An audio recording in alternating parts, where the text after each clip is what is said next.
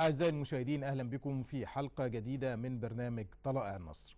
تتبنى القيادة العامة للقوات المسلحة استراتيجية تحديث وتطوير القوات المسلحة لتظل دائما ذات كفاءة قتالية عالية بما تملكه من أسلحة ومعدات تساير التقدم العلمي والتكنولوجي.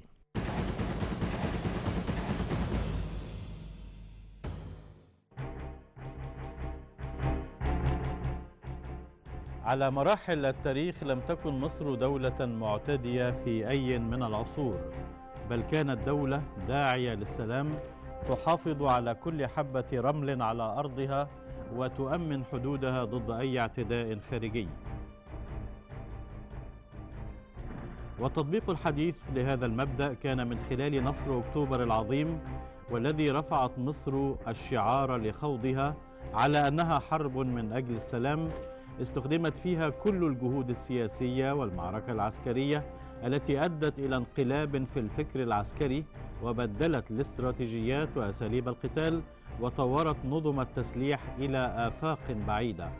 وكانت خبرة وروح أكتوبر هي التي وضعت أسس العقيدة القتالية المصرية بركائزها المختلفة، كما كانت العلوم العسكرية الحديثة هي الأسس التي بنيت عليها الاستراتيجية العسكرية التي تتمشى مع أحدث الاستراتيجيات المطبقة في الدول المتقدمة.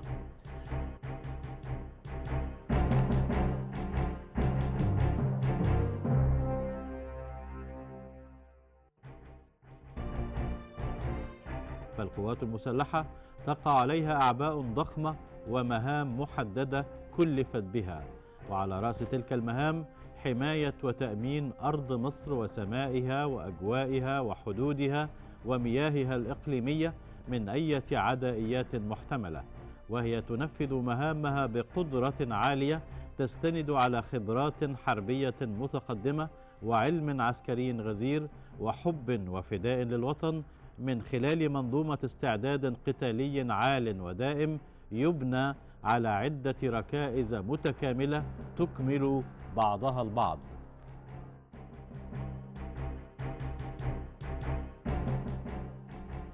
وأولى هذه الركائز الفرد المقاتل، الذي تحرص القيادة العامة للقوات المسلحة على وصوله إلى درجة الاحتراف في تأدية مهامه المكلف بها، وتمتعه بروح معنوية عالية تنشأ من الحرص على توفير منظومة الرعاية المتكاملة لمعيشته من خلال المعسكرات والوحدات التي تتوفر فيها كافة الإمكانات الإدارية.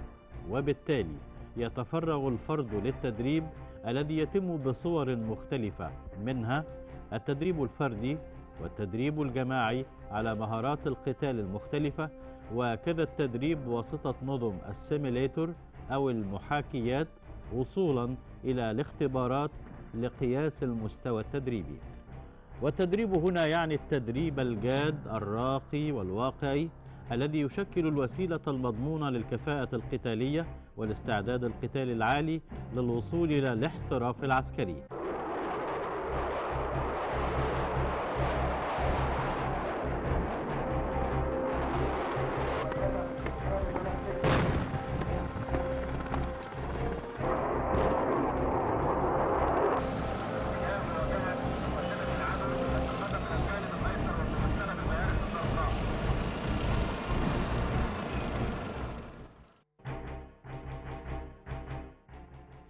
يبدأ هذا التدريب ببناء الكوادر الرئيسية للقوات المسلحة من خلال معاهد التدريب المتقدمة التي توفر كل الإمكانات لخلق كوادر على أعلى مستوى من العلم العسكري، إلى جانب تأهيل الضباط لتولي المناصب القيادية والفنية بمستوياتها المختلفة، حيث يتم هذا التأهيل إما في معاهد وكليات في الداخل أو من خلال بعثات خارجية للحصول على أعلى الدرجات العلمية في التخصصات المختلفة، إلى جانب تأهيل ضباط الصف والجنود في المعاهد التعليمية ومراكز التدريب المختلفة والمجهزة بأحدث الوسائل التعليمية الحديثة المعدة لذلك الغرض.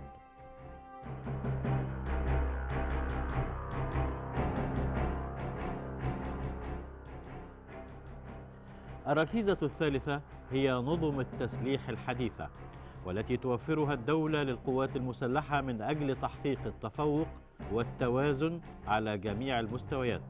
وقد وصلت هذه النظم إلى درجات متقدمة من استخدام التكنولوجيا الحديثة، والتي تستخدم أحدث الأسلحة من الدبابات المتقدمة، والتي بها إمكانيات هائلة في المناورة والإصابة من الطلقة الأولى.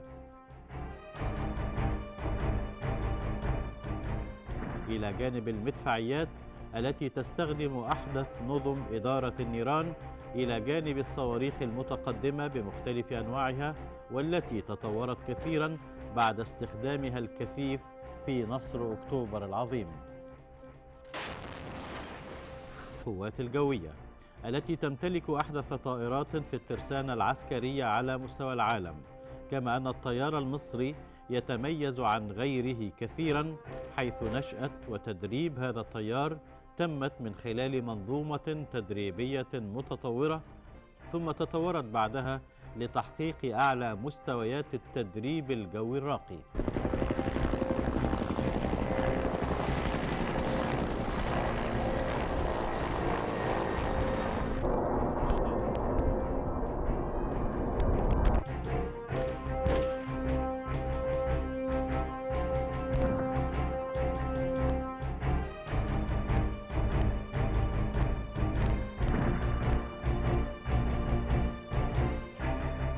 في نفس الوقت فإن قواتنا البحرية تمتلك أحدث القطع البحرية المتطورة، التي تستخدم وسائل نيرانية متعددة الأبعاد والإطلاق، وكلها تتميز بدقة الإصابة إلى جانب سمعتها العالية على مدى التاريخ الحديث، تضعها في أرقى مستوى مع نظائرها في الدول المتقدمة.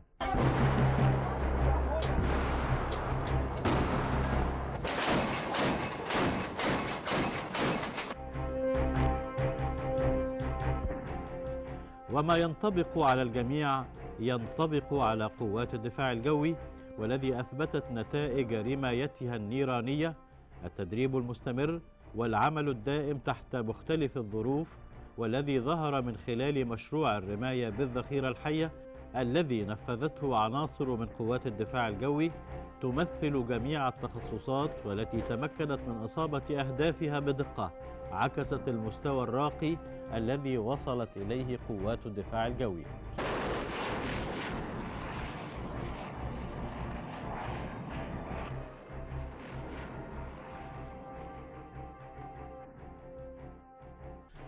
وطبقا للخطة التدريبية للقوات المسلحة، فقد أجريت العديد من المشروعات بجنود، والتي اشتركت فيها مئات الدبابات والعربات المدرعة تساندها الطائرات القتالية بأنواعها المختلفة لتوجيه قصفات نيرانية بعيدة لتدمير أهداف العدو، إلى جانب طائرات الهليكوبتر التي تقدم المعاونة القريبة في تدمير دبابات العدو، لتنطلق القوات من أعماق كبيرة وتندفع لتدمير العدو في معارك تصادمية يكون لقواتنا فيها السبق، وتحقق المفاجأة إلى جانب التمسك بالمبادئ.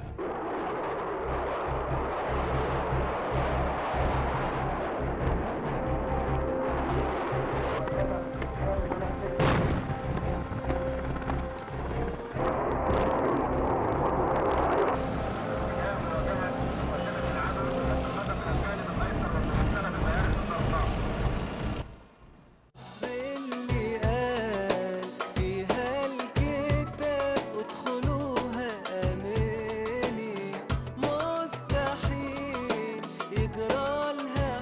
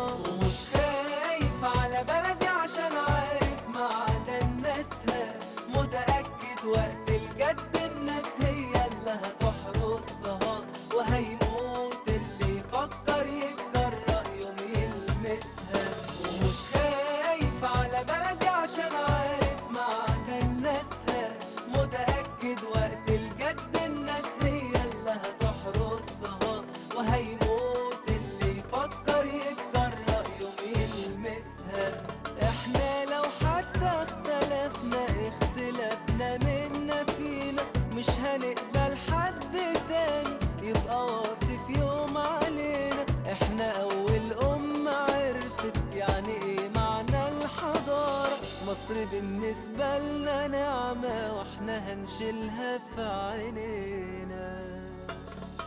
ومش خايف على بلدي عشان عارف معدن ناسها، متأكد وقت الجد الناس هي اللي هتحرسها، وهيموت اللي يفكر يتجرأ يوم يلمسها. ومش خايف على بلدي عشان عارف معدن ناسها، متأكد وقت الجد الناس هي اللي هتحرسها، وهيموت اللي يفكر يتجرأ يوم يلمسها. ومش خايف على بلدي عشان عارف معدن ناسها، متأكد. شكرا لكم والسلام عليكم ورحمة الله وبركاته.